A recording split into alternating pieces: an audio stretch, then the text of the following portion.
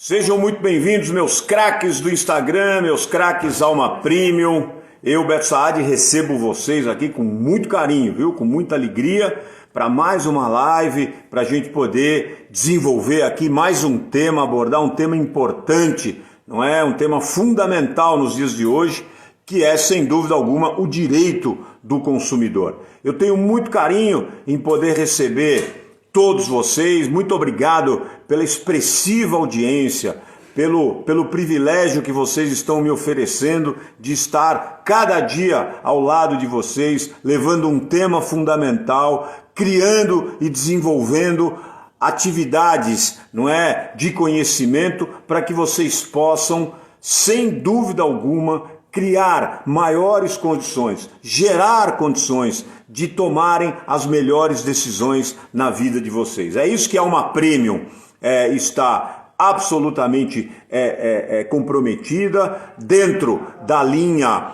solidária e dentro da linha de conhecimento. Então é fundamental que levemos aí assuntos e temas importantes nesse momento, não é? Para que a gente possa criar aí uma linha de ideias, criar um compêndio, vamos dizer assim, de ideias que permitam que vocês tomem decisões, que vocês achem os melhores caminhos dentro, sem dúvida alguma, desse túnel escuro, não é? Que está sendo nossas vidas, entregues aí, não é? Aos políticos decidirem o que nós devemos fazer, como devemos fazer e de que forma nós devemos fazer.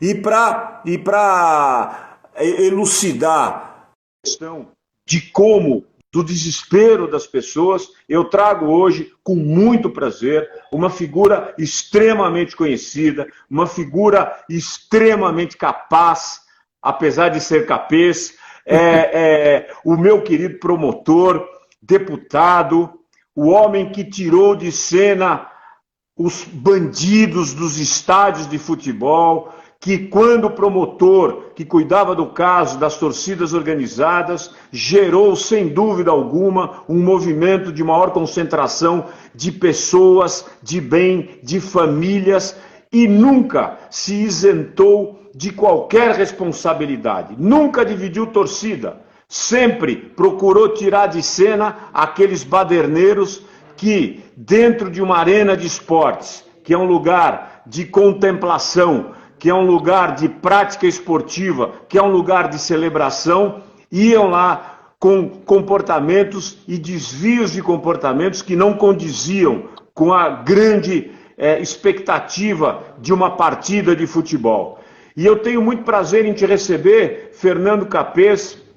Quero te dar uma boa tarde, muito entusiasmado, porque essa nossa live, ela é fundamental, porque as pessoas estão desesperadas, as pessoas estão num túnel escuro, as pessoas não sabem onde está a luz desse túnel, e você, presidindo o Copom, o Procon aqui de São Paulo, como secretário, criando aí condições para que as pessoas possam ter maiores acessos, ter maiores informações através de aplicativos. Nunca se viu na história do Procon um funcionamento de aplicativos da internet que está à disposição tão bem colocada, tão bem desenvolvida. Então eu quero te dar os parabéns e quero dar uma boa tarde para você e dizer que é muito legal, muito gostoso poder ter você nesse... Eu não sei se é feriado, se não é feriado, mas enfim, nós estamos aqui trabalhando. Seja bem-vindo, Fernando Capês. Muito obrigado, Beto Saad, obrigado por essa oportunidade, nós conversarmos. Você que é não apenas um profissional sério, você é uma pessoa séria, uma pessoa do bem, corajoso, autêntico, nunca foi uma pessoa facilmente influenciável, Maria vai com as outras, sempre teve personalidade, preso apenas à própria consciência e às suas convicções. E hoje estamos aqui na Secretaria de Defesa do Consumidor, também na presidência do Procon do Estado de São Paulo, que é o maior Procon do país, né, corresponde à metade dos Procons em todo o país. E estou assim à disposição para te conversar, esclarecer dúvidas. É um momento difícil, que as pessoas estão ansiosas, estão deprimidas e, em alguns casos, desesperadas pela economia e pela saúde. É verdade. Capê, se você me permitir, eu quero falar para todas as pessoas que nos seguem nesse momento, e nós estamos sendo vistos aqui pelo Brasil, por São Paulo, pelo Brasil e alguns países do mundo, e a nossa audiência vai aumentar substancialmente, porque as pessoas querem, sem dúvida alguma, ouvir o Fernando Capês, o presidente do PROCON, que está fazendo uma gestão importante. Há um tempo atrás, quando você era deputado estadual, não é, e você alçava, não é, voos maiores, você queria ser governador do estado de São Paulo, pela tua reputação, por ser um promotor de justiça renomado, por ser um professor universitário absolutamente capaz, por ter dentro da sua família, a igreja, os valores morais, os valores religiosos que habitam a sua residência, que habitam a sua família, a alma de sua família, você sem dúvida alguma entendeu que naquele momento você deveria ser governador, ou pelo menos pretendia ser governador. E muitas pessoas que aqui estão dizendo assim, eu tenho orgulho de ter o Capês na minha biografia como meu professor. E você foi injustamente acusado de um caso relativo à merenda escolar. E no momento em que eu soube, através da Jovem Pan, eu trabalhava na Rádio Jovem Pan à época, no departamento de esportes, e soube do departamento de jornalismo aquelas acusações que o envolviam, e foi divulgado isso amplamente. Eu apresentava à época o intervalo de jogo, o programa de esportes, e eu estava apresentando o programa de esportes da Jovem Pan. Quando tomei ciência, não é, no momento em que o jornalista divulgava essa nota, eu imediatamente, ao vivo, para os milhares de ouvintes da Jovem Pan, eu disse o seguinte, que nós deveríamos ter cuidado para acusar Fernando Capês. Claro que a investigação deveria ser aberta e foi aberta. Claro que a investigação deveria ser promovida, até porque quem não deve não teme, meu craque.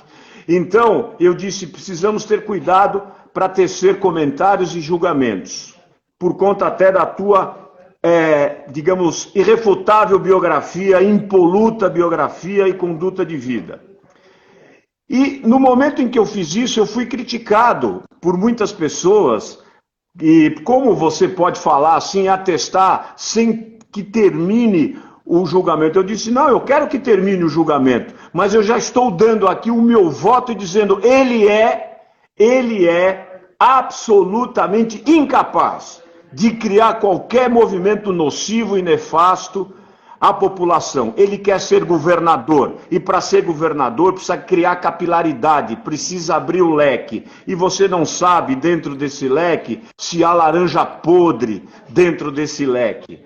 Então você foi envolvido sim injustamente, e quis Deus e a justiça que você fosse absolutamente absolvido, convicto da sua conduta exemplar, Fernando Capês, que conheço você há muitos anos.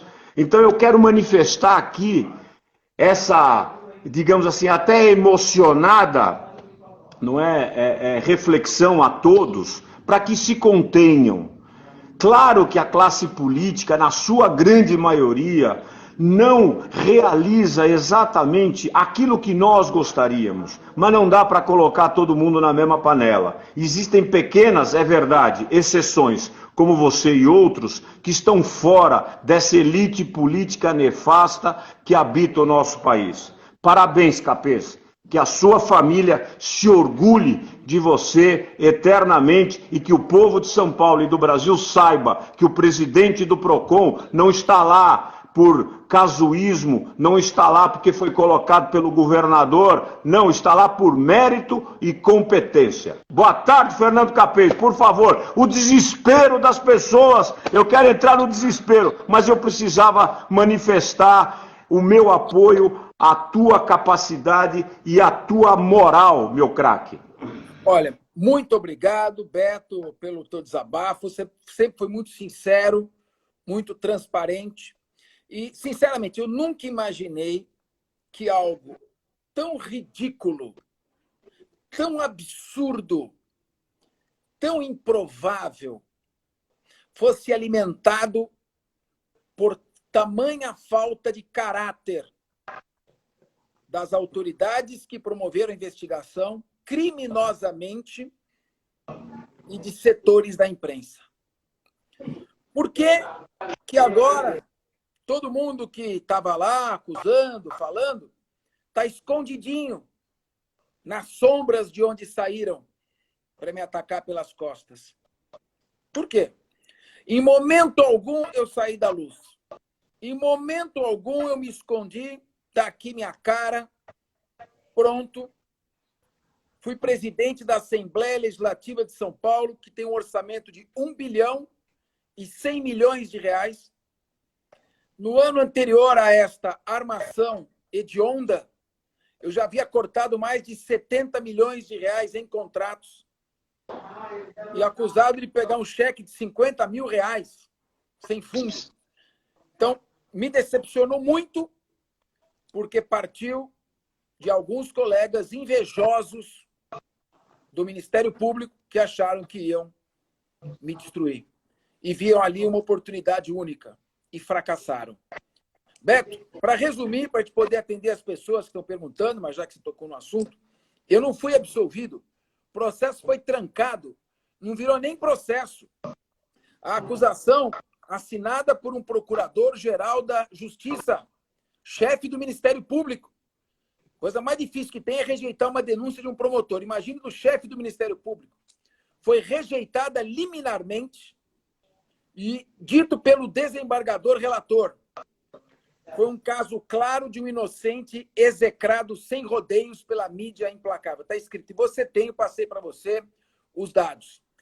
A imprensa nunca informou a população, nunca informou que todas as testemunhas disseram para um desembargador, que era o relator, que elas foram coagidas nos porões sujos de uma delegacia a falar o meu nome. Coagidas, porque se não falasse seriam presas. Nunca vi um processo em que testemunha é presa. Eu já vi indiciado, réu, prender testemunha, e entrar, promotor sentar na cadeira para escrever meu nome contra a vontade. Em que país que nós estamos? O Supremo Tribunal Federal confirmou o arquivamento, diz nem na época da ditadura se teve notícia de procedimentos tão vergonhosos. E o desembargador decano do Tribunal de Justiça falou o seguinte: houve um tempo em que promotores fiscalizavam os malfeitos, em vez de participar deles durante as investigações. Então, para resumir, eu estou à disposição sua. Acho que a imprensa, nós estamos mandando carta, não querem mais tocar no assunto. E eu, toda vez que, graças a Deus, nós recebemos mais de 200 acessos por dia. Você imagina 200 acessos por dia em 2 anos, quanto que deu no PROCON?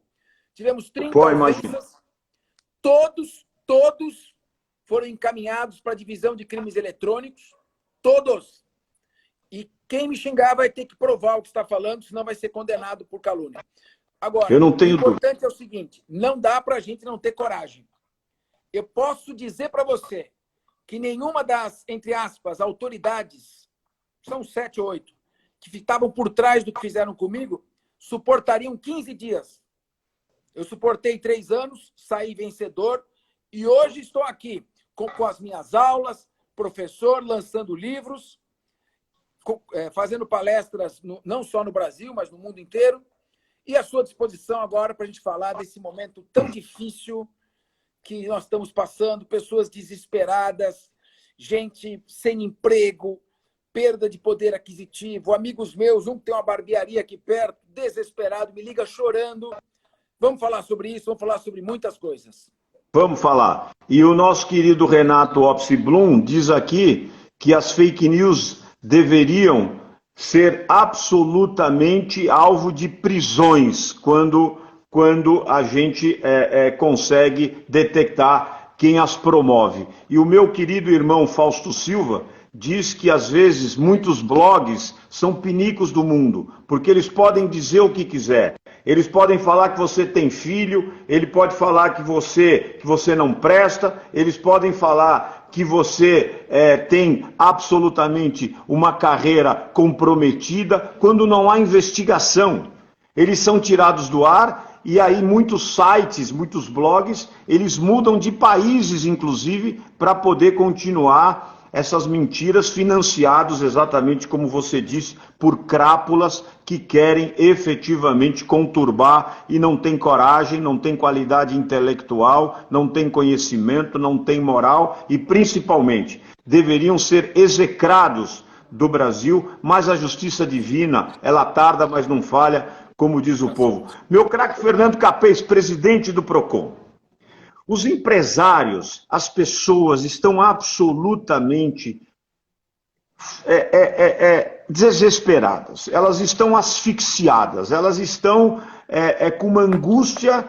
Você disse bem, o barbeiro, as atividades, os pequenos empresários, as atividades informais, enfim, há aí uma grande, não é, digamos assim, tormenta que habita as nossas vidas. Como fazer? Vamos falar então, vamos dividir em partes para a gente poder atender todo mundo. As mensalidades escolares. Hoje existe, não é? As escolas estão trabalhando como os escritórios, em home office, as aulas são remotas, enfim. Como proceder? Pagamento de escolas e universidades. Olha, em primeiro lugar, nós somos contra um desconto linear e obrigatório para todas as instituições de ensino ao mesmo tempo. Por quê? Porque nós temos, só nas instituições de ensino básico, que são as escolas, são 10 mil escolas. 80% são escolas pequenas da periferia, com estudantes de classe C, D e E, que não suportariam um desconto, como exemplo, por exemplo, de 30%, como tem um projeto na Assembleia, quebrariam e o Estado não tem a rede pública, que já tem 7 mil alunos entre o Estado e município da capital, não tem condições de absorver 2 milhões de alunos da rede de ensino básico. Então, primeiro, tem escolas que suportam desconto, escolas que não suportam. Segundo, tem pais que perderam o emprego. Eles não podem pagar nada. Não adianta dar 30% de desconto, que não vai conseguir pagar. E tem pais que, felizmente, continuam mesmo abalados com um relativo poder aquisitivo e podem pagar até os 100%. Então, o que o PROCON emitiu como nota técnica? E foi interessante que o sindicato das escolas correu e assinou conosco, concordando. As universidades não concordaram, mas também disseram, é razoável. Qualquer pai, qualquer aluno que esteja enfrentando dificuldade deve pedir para a instituição de ensino uma data para um agendamento e negociação, mesmo virtual. A escola tem 7 dias para dizer uma data que ela vai atender o pai. A universidade tem 15 dias para dizer uma data que vai atender o aluno. E ali, se ela não disser, se passarem-se 7 dias nas escolas e 15 dias na universidade e não vier uma data, reclamação no PROCON. É prática abusiva. Se a escola não der um canal pelas redes digitais para que o pai ou o aluno reclame, peça reunião, prática abusiva. Então, a primeira coisa, direito a sentar e negociar. Se a escola se recusar, prática abusiva. Segundo, a escola não pode exigir documentos que criem constrangimento ao aluno ou ao pai. Não pode exigir imposto de renda, está coberto pelo sigilo fiscal. O imposto de renda retrata a situação patrimonial do ano anterior e não desse momento. E não pode exigir conta bancária, ou seja, extrato bancário que é coberto pelo sigilo. Em outras palavras, ela tem que sentar, tem que ouvir, tem que negociar. Se a escola disser, eu não posso dar o desconto, porque senão eu quebro, aí o pai tem direito de exigir a planilha de custos para conferir se é verdade ou não. Resumindo, todos nós temos que negociar, conversar, termos tolerância e equilíbrio, e ninguém nesse momento pode pretender levar vantagem nessa crise. Todo mundo tem que perder um pouco para que todos possam ganhar. Ô Capês, no caso das escolas, não é? Eu acho interessante isso, quer dizer, a escola e a universidade têm que mostrar o balanço. Isso demonstra que nós realmente estamos criando aí novas práticas através da tua gestão no Procon, porque não dá para levar nesse quesito educação, que vai ser fundamental, na minha avaliação, na retomada das atividades pós-quarentena. A educação vai ser fundamental. O Brasil vai passar por um movimento de educação importante e que vai ser cada vez mais, digamos assim, fundamentalizado para infraestruturar a nossa população mais jovem. Enfim, não dá para tirar vantagem. Mas vamos imaginar que o pai não tenha realmente condições. O governo, os bancos, vão abrir financiamentos para salvar os alunos desse momento? Os bancos estão quietinhos, né, para variar. Estão na deles. E o Procon já teve alguns embates com os bancos e também com o Serasa e o Serviço Central de Proteção ao Crédito, o SCPC, para que haja uma certa compreensão com esse momento. Até agora, não saiu nenhum financiamento, o Procon está acompanhando, nós estamos aguardando, em primeiro lugar, o que cabe ao Procon fazer de imediato, é receber as reclamações dos pais que não conseguiram negociar com a escola, e a gente vai chamar a escola às suas responsabilidades. Se ela puder dar o desconto, se o pai precisa, ela tem que dar esse desconto. Porque, Beto, eu vou fazer aqui um paralelo, uma comparação. Contrato de aluguel. Você vai falar, o que tem a ver contrato de aluguel com mensalidade escolar? O Procon está falando. Locador e inquilino, conversem, negociem. Não estão negociando, sabe o que está acontecendo? Os locatários estão entrando com ação na justiça, a justiça está mandando reduzir em 50% o aluguel. Agora, vai que ele perde na última instância, ele tem que pagar tudo de volta. Judicialização é péssimo. Vamos conversar, vamos resolver negociando caso a caso. Perfeito. As taxas bancárias, não é? Está aqui o Paulo Francês, lá de Miami, o Ângelo Derenzi te mandando um abraço, dizendo que precisamos de pessoas como você aqui também. Capês, mas existe algum tipo de iniciativa do Procon ou do governo do Estado de São Paulo para chamar os bancos para conversar? Até porque as taxas bancárias, não só para a questão das mensalidades, mas para financiamento do pequeno, do médio empresário, do microempresário, estão altíssimas, e as garantias pedidas, às vezes, essas pessoas não têm, e mesmo com garantias, está se tendo uma dificuldade muito grande. Eu vi essa semana uma matéria feita com Isaac Azar do Paris 6, não é? Que disse que 85% dos estabelecimentos comerciais, restaurantes, bares e afins, não conseguiram financiamentos junto aos bancos sequer para pagar a folha de pagamento. Então, você vai criar alguma medida para poder facilitar o acesso das pessoas aos bancos, exigir das instituições financeiras que possam, nesse momento, amparar a população? Olha, Roberto, você acabou de me dar uma ideia. Eu estou aqui com o nosso chefe de gabinete, que é o Dr. Guilherme Farid, nós estamos trabalhando. Também está aqui a professora Fábia Puglisi, que é chefe da assessoria.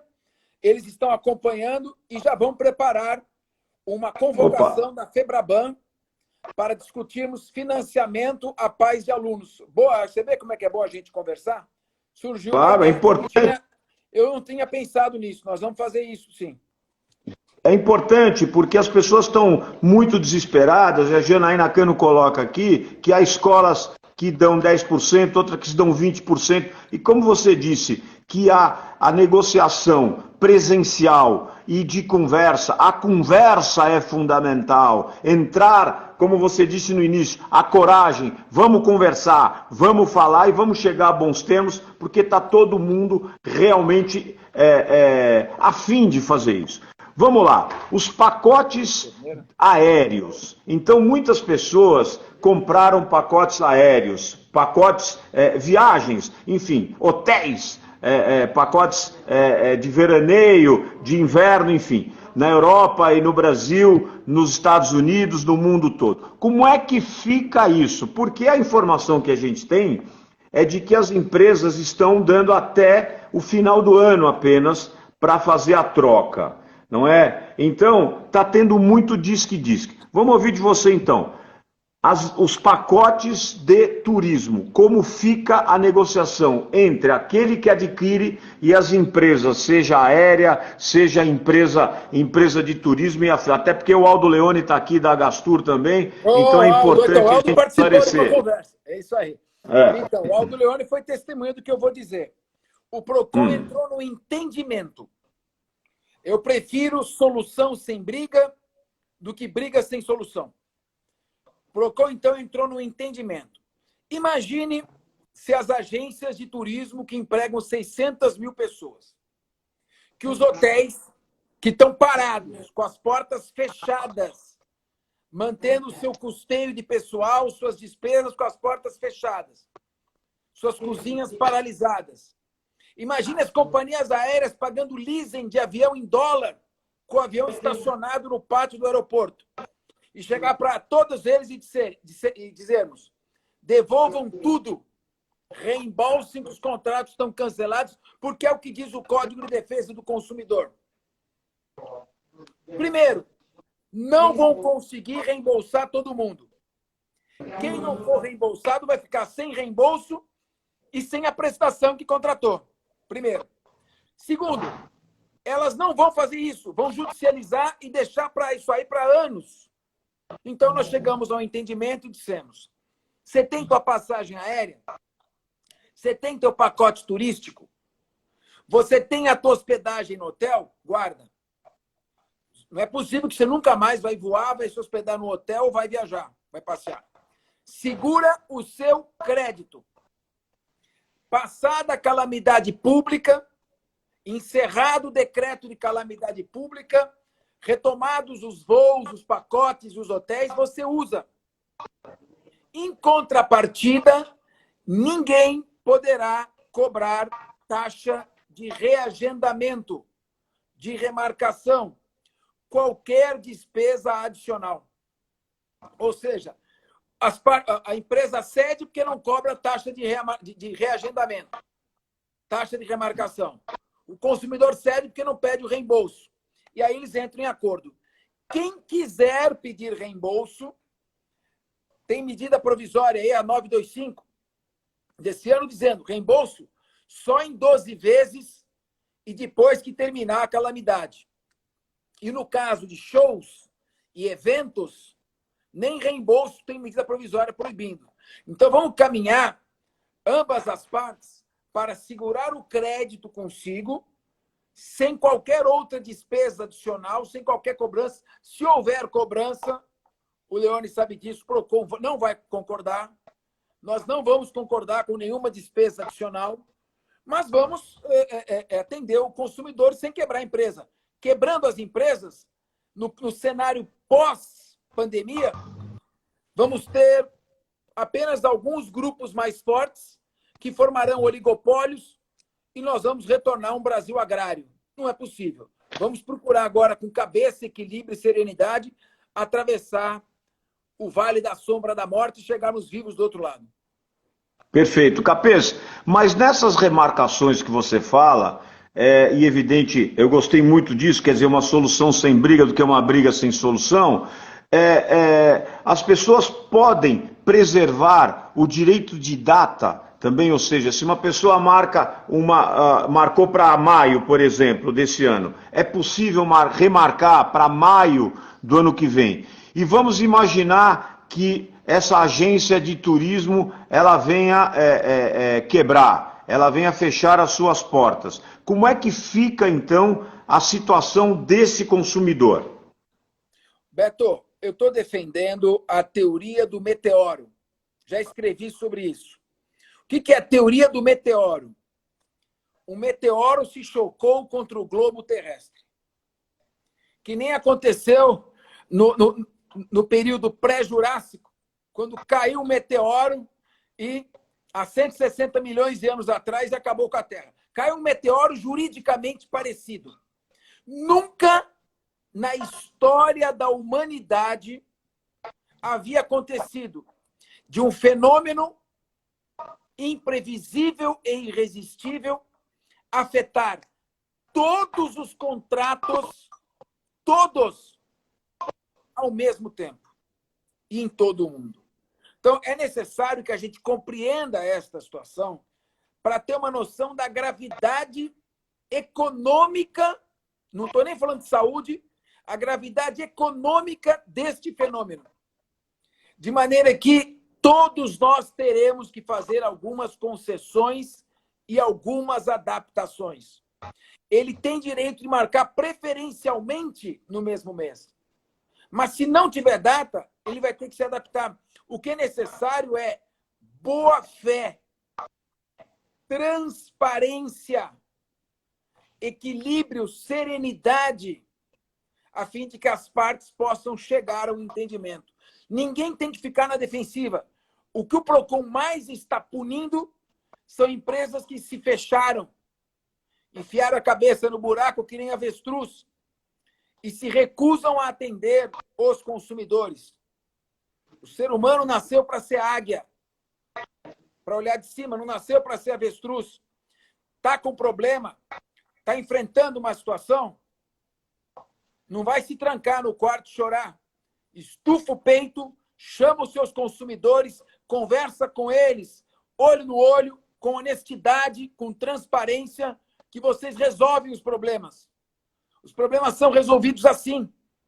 É assim que eu fiz em toda a minha vida. Estufa o peito, olha para frente, não tenha medo de nada, fale a verdade e você consegue resolver. Portanto, vamos todo mundo caminhar nesse sentido da negociação, do entendimento. Muito bem. Eu quero agradecer muito aí as pessoas que estão habitando aqui a nossa live. Eu estou com o meu querido amigo, presidente do Procon de São Paulo, ex-deputado, presidente da Assembleia Legislativa de São Paulo, Fernando Capesi, que está aqui criando uma linha pedagógica, já que ele é um pedagogo, para poder esclarecer aí as grandes dúvidas que pairam entre as pessoas. Muito obrigado aí a todos que estão aqui, Marcelo Bonanata, da Elbor também, obrigado, porque é importante também, eu vou tocar no assunto de imóveis aqui, de prestações. Vamos falar de tributos. Um beijo para Cris Curiati também, que está nos acompanhando. Cris Curiati também, que está aqui, nossa grande amiga, presente em todas as minhas lives, muito obrigado. Vamos falar de tributo. Aquelas pessoas que... os tributos, Capesi. Então, ontem foi determinado que hoje seria feriado. E aí chega ao nosso conhecimento que nós deveríamos pagar os tributos que venceriam hoje e ontem. Ou seja, e aí quem não consegue pagar os tributos por falta de condição financeira também, como é que a gente fica? Está perguntando aqui a nossa querida advogada, defensora da Defensoria Pública, doutora Robertinha Narraz Garcia está aqui, e eu quero te perguntar, como ficam os tributos? A cabeça dos empresários está absolutamente consumida para saber o que fazer. Bom, um beijo, Roberta Narraz, um beijo, Cátia Simone. É o seguinte, quando tem feriado, todas as dívidas que vencem no feriado se prorrogam. Portanto, todo mundo que tinha alguma dívida para ser quitada neste dia, ainda que tenha virado feriado em cima da hora e foi prorrogado, ele tem direito e foi decretado feriado, ele tem direito à prorrogação do vencimento. Então, nós temos então me permita só uma parte, Vamos tomar cuidado com as fake news, porque foi divulgado em demasia que teríamos que pagar ontem esses tributos que venceriam hoje, que foi decretado o feriado. Então, eu recomendo que sigam o site do PROCON, que sigam as orientações do PROCON para evitar esse tipo de fake news. Por favor, Capês. Muito bem. Então, no caso o que eles fizeram? Quando os bancos perceberam que, com relação às dívidas que venceriam, deveriam ser pagas em banco, seria decretado feriado, correram lá no Banco Central e foi retificado. E o decreto decretou um feriado, mas não feriado bancário. Você entendeu? Olha aqui. Como então não tem um lockdown, ou seja, as pessoas devem evitar sair, mas os bancos estão funcionando, o Bacen, o Banco Central, emitiu uma nota dizendo o seguinte: não.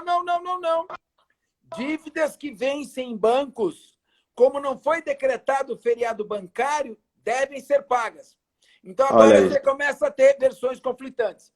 Na dúvida, como o Banco Central bateu pesado e ele tem a especialidade para reger a matéria, ele está determinando que dívidas vencidas em lojas, que são pagas em lojas que estão fechadas, prorrogam-se. Dívidas que são pagas em banco, elas deverão ser pagas porque não há feriado bancário. E durma-se com um barulho desse. É o feriado que não é feriado. E agora, como é que fica, até porque o Mauro Guardabasso está aqui te mandando um abraço também com a KT, como é que fica, Capês, como é que fica então a situação daquele empresário que não pagou o tributo que venceria hoje e não pagou ontem? Bom, ele deve, na minha opinião, ele deve procurar a instituição bancária para fazer o boleto e efetuar o pagamento, ou tentar entrar em contato, porque ele está numa zona híbrida, aquela zona em que vai ser judicializado e a gente não sabe o que vai acontecer. Porque o feriado foi decretado, o PROCON emitiu a nota de acordo com o decreto do feriado, mas foi ressalvado o feriado bancário. Bancos abrem. E os bancos vão abrir para poder receber esses débitos. Claro. Você não acha, Capês? Você não acha? Sim, mas vamos lá, eu concordo com você. Mas você não acha que deve haver um certo planejamento nesse sentido pelo comitê gestor de crise, seja do governo, seja da prefeitura, enfim? Porque quando esse gestor de crise, esse comitê de crise, desenvolve uma estratégia de criar um bloqueio na cidade de São Paulo, de criar um rodízio que vai de meia-noite a meia-noite, com placas de final par, com placas de final ímpar, circulando de maneira alternada. Quando se recua novamente e se coloca um rodízio da forma originalmente elaborada, que é a placa do dia respectivo, as placas e números respectivos aos dias da semana. E uma determinação de feriado, você não acha que o governo deveria criar uma forma de blindar a população do ponto de vista da informação junto às instituições, sejam elas quais forem, para que a população possa, de alguma forma, se programar? Porque há empresas, por exemplo, que vão ter que pagar mão de obra, vão ter que pagar em dobro, vamos dizer, o salário, porque hoje é considerado feriado. E quando você trabalha no feriado, você paga, não é, a hora trabalhada, ela vira 2 vezes mais. Então, eu acho que precisa haver aí, da parte das autoridades, eu não estou aqui fazendo alusão política, não. Eu estou apenas criando, não é? E me colocando na posição, eu estou na posição também de empresário, enfim, e eu estou querendo que a gente crie uma coalizão entre o governo, entre a população, porque a gente não aguenta mais não saber o que fazer. Olha, Beto, você tem toda a razão. O que está acontecendo é o seguinte, está todo mundo tomado de uma perplexidade, né? O mundo foi a nocaute. Você vê, os Estados Unidos da América o país mais rico do mundo, que tem um sistema de saúde com recursos inesgotáveis, não sabe o que fazer. A Suécia manteve a política de continuar a sua atividade empresarial normal, ao contrário de outros países da Europa. E está chegando com os resultados econômicos muito parecidos com os dos países que ficaram fechados. Cada dia é uma novidade. E a gente tem que se adaptar a esse dia. O governo de São Paulo e o governo federal também, o governo federal e o governo estadual, todos querem o melhor. Nenhum governo quer o mal da população. Todos querem o sucesso de suas administrações. O governo federal está preocupadíssimo com a queda da economia, com as consequências drásticas que vão ocorrer. O governo estadual também. Esse fechamento está provocando uma perda de 20 bilhões de reais no orçamento do Estado, em termos de queda de arrecadação de ICMS. No Estado mais rico e produtivo do país. Agora, ao mesmo tempo em que se a gente senta, eu não estou participando das reuniões, eu não faço parte do comitê gestor, nem do comitê de coordenação do Covid-19, mas eu participo, converso com eles. E o que existe é um temor muito grande. E eu digo por quê? Porque essa doença ainda não atingiu o seu pico máximo para depois ter a queda. Fala assim, se abrir tudo, uma solução, abre tudo, continua funcionando normalmente. Taxa de mortalidade prevista cientificamente, que está para os infectologistas, 0,5% da população. 0,5% da população morrerá. Caso abra tudo, porque vai haver um sufocamento dos serviços de saúde, muita gente vai morrer roxa, sem tratamento, a míngua de qualquer tipo de tratamento, sem leito na UTI. O que é 0,5% que morre? 1 milhão de pessoas. Agora, o que está se fazendo? Todo mundo está batendo cabeça, tentando achar a melhor solução. Os governantes, o prefeito de São Paulo, da capital, o governador do estado de São Paulo, os governadores de outros países, o nosso presidente da República, eles recebem dados, informações. Aqui os dados que chegam são estarrecedores. Cada vez que chega, olha, agora até segunda-feira vão morrer tantas pessoas. Nós estamos com 92% da taxa de UTI de ocupação. Vai passar e vai começar a morrer gente em corredor. De dar o desespero e determina esse lockdown. Então, falta sim, é verdade, um planejamento perfeito. Existe planejamento. Não é que não existe. Se você for no Palácio dos Bandeirantes, você vai ver um andar inteiro com uma sala de gerenciamento de crise. Existe planejamento, mas nenhum planejamento resiste a uma novidade ruim a cada dia. E quem está sendo penalizado é a população, somos todos nós.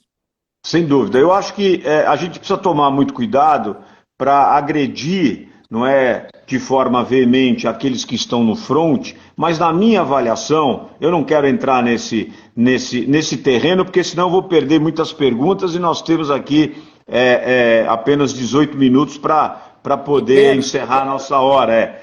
Mas eu acho que falta coordenação política, sim. Eu acho que falta jogo de equipe. É impossível nós não termos no Brasil uma coordenação política liderada pelo presidente da República junto aos governadores e aos poderes, para que a gente crie jogo de... Nós trabalhamos com futebol, Capês. No futebol nós temos jogo de equipe. Se um jogador perde um pênalti, se um goleiro toma um frango, o time vai lá para ampará-lo. Isso é jogo de equipe. Mas eu acho que não adianta o governo federal falar uma coisa, o governo estadual falar outra coisa, e a gente ter, evidentemente, uma linha, na minha avaliação, imatura. Nós temos imaturos no poder, eu concordo que nos pegou de surpresa, eu concordo com a imprevisibilidade, eu concordo com essa questão do meteoro, que é muito bem colocada, porém, nós temos que ter, através daqueles que estão regendo as nossas vidas, eles precisam ter, dentro do mesmo pacote, a saúde, a economia, a segurança fundamental, porque o desequilíbrio vai ser grande, você está trabalhando com isso e está dizendo, e também a respeitabilidade dos direitos, que você coloca aqui com muita amplitude para os nossos livers aqui, vamos dizer. Muito bem, vamos falar então, Capês. Eu quero falar de agressões domésticas.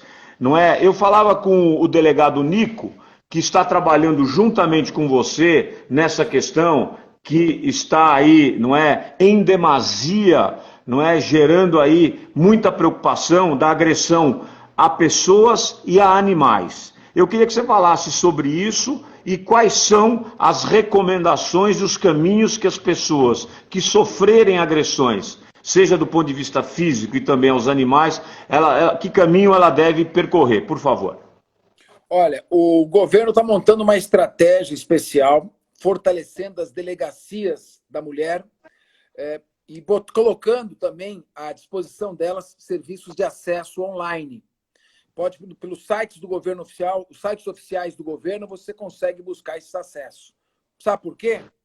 As pessoas estão ficando em casa, tensas, nervosas. Eu sei bem o que é nervoso. Todos nós. Então, minha mulher está em pânico. Então, eu entro em casa e já recebo esguichada de álcool do começo ao fim. Parece que eu estou vindo de Chernobyl quando eu entro em casa. Então, tá difícil. Tá difícil para todo mundo. Né? Imagine agora, nas áreas em que são mais propensas à violência, em que existe uma hipervulnerabilidade social, em que o marido, muitas vezes, principalmente o marido, quando se fala em violência doméstica, essa violência não é questão de discriminação nem nada, mas é do marido contra a mulher. É do mais forte fisicamente contra a pessoa mais fragilizada. Então, entra ali álcool, desespero, desemprego, ambiente de violência. Se nós estamos ali reclamando, vi sentir, Beto, você também, que nas nossas casas aumentou um pouquinho o nível de tensão, imagine em ambientes mais sujeitos à violência. E está aumentando bastante, de maneira, inclusive, preocupante. E nós não devemos, o Nico foi criado o Departamento de Operações de Polícia Estratégica, e o próprio nome já diz, é para operações de polícia estratégica, para determinadas situações. Então, eu digo o seguinte, entra no site Procon SP, que está fácil, faz uma reclamação eletrônica que nós vamos baixar na tua casa ou com a polícia. O Procon chama para si, nesse momento de pandemia, qualquer tipo de responsabilidade. Nós estamos fazendo eu pedi para o governador, ele autorizou, agora nesse cargo que eu estou de secretário de Defesa do Consumidor, o governador não me autorizou a formar uma força-tarefa. Preço do botijão de gás. A maior parte da população não tem o conforto que alguns de nós temos de receber o gás encanado em casa. Compra o botijão de gás. Como é que você vai cozinhar alimento se você não conseguir comprar o botijão de gás? E estavam vendendo o botijão de gás a 120, 130 reais. O Procon falou, vamos para cima. Pegamos a polícia e começamos a prender quadrilhas que vendiam clandestinamente botijão a 120, 130 reais. O que aconteceu? O preço estabilizou. Hoje você compra botijão por 64, 65 reais. O CAD, Conselho de Administração de Defesa Econômica, criticou a mim pessoalmente. O secretário Fernando Capese está tentando promover tabelamento do preço. Tô sim. Não vai vender aqui no estado de São Paulo a mais do que 70 reais, com a população passando fome. Fomos nos supermercados. Muitos amigos meus são de rede de supermercados. Respeitamos, sim. Não são bandidos, são empresários sérios que lutam, que enfrentam com muito sacrifício essas vicissitudes. Mas não pode. O saco de 5 quilos de arroz pular de 9 para 22 reais. Eu sou obrigado a apurar. E temos conversado, e agora os supermercados criaram a prateleira do bem. Parabéns aos supermercados, vendendo produtos com preços mais acessíveis à população. E agora batemos em cima do álcool em gel. Estão vendendo a 90 reais um meio litro de álcool gel. Agora está em 15. Então, no caso da violência contra a mulher, quietinho ali, tenta ver pelo teu celular, Procon SP, é o jeito mais fácil. Estou sendo agredida aqui pelo meu marido, moro nesse endereço, vem para mim. O Procon está com 90% do seu pessoal em casa, em telejornada de trabalho, com risco de contaminação. mas os 10% mais os que estão trabalhando em casa, mas estão produzindo, estão aí. E eu saio nas ruas todos os dias para fiscalizar. Ponho a minha máscara, agora estou sem, mas saio com a minha máscara e vou fazer a fiscalização. Muito bem. E contra os animais, Capês, qual é o caminho? É o mesmo? A mesma coisa. Olha, se tem uma coisa que me irrita, olha, é uma covardia ainda maior do que fizeram comigo. É maltratar animal. Eu fico revoltado. Eu tenho meu cachorro, Bartô, meu grande companheiro, fica no meu colo quando eu estou. Só falta responder que eu converso com ele. O que eu fiz? Criamos no site do Procon a Patrulha de Defesa Animal. No site do Procon. É só entrar, Patrulha de Defesa Animal, e fazer a denúncia. O Procon vai... Por que foi criado o Procon? O que tem a ver violência animal com o consumidor? A Patrulha de Defesa Animal foi para fiscalizar estabelecimentos que vendem animais em condições inadequadas. O viés é a proteção do consumidor, mas também a proteção do animal que está ali exposto. E nós aprendemos já 180 cães maltratados num canil na cidade de Piedade, perto de Sorocaba. Então pode fazer a denúncia que a gente comunica à promotoria, ao grupo de defesa animal, e o próprio Procon com a sua patrulha vai até lá. Claro que agora a prioridade é a fiscalização dos alimentos e dos produtos de higiene. Perfeito. Capês, me diga uma coisa. Eu queria que você abordasse agora, nós estamos chegando aqui nos 10 minutos finais da nossa live, e eu quero agradecer aqui às pessoas do Alma Premium, a quem eu tenho muita honra em ter te colocado nesse grupo. Nós somos hoje 801 sócios, 508 empresas. Está aqui o Sandro Augusto do Brasil, que dá certo também. Obrigado, Sandro, pelo carinho. Um abraço, Sandrinho. Um abraço, Sandrinho. E o Alma Premium hoje, com boa parte do PIB nacional e 12 consulados, nós ganhamos escala internacional e a gente tem tido, através das nossas conexões, informações muito importantes, Capês, referentes a movimentos dos governos fora do Brasil. O amparo que os governos estão dando. Obrigado, Kátia Simone. A Kátia, que é esposa do nosso secretário de saúde, Edson Aparecido, que está fazendo um trabalho exemplar, dioturnamente, aí agora quase com 100% dos leitos, correndo atrás para salvar e tirar a população da asfixia. Capês, qual é o tipo de... O Edson está dando show, viu? O Edson está dando show. Está dando show, sim. Eu queria te perguntar o seguinte: qual é o tipo de legado que nós teremos dentro da Secretaria de Defesa do Consumidor, dentro do amparo à população e respeitabilidade ao povo, principalmente? Porque o Brasil não é de esquerda contra direita. O Brasil, historicamente, é o povo contra os políticos.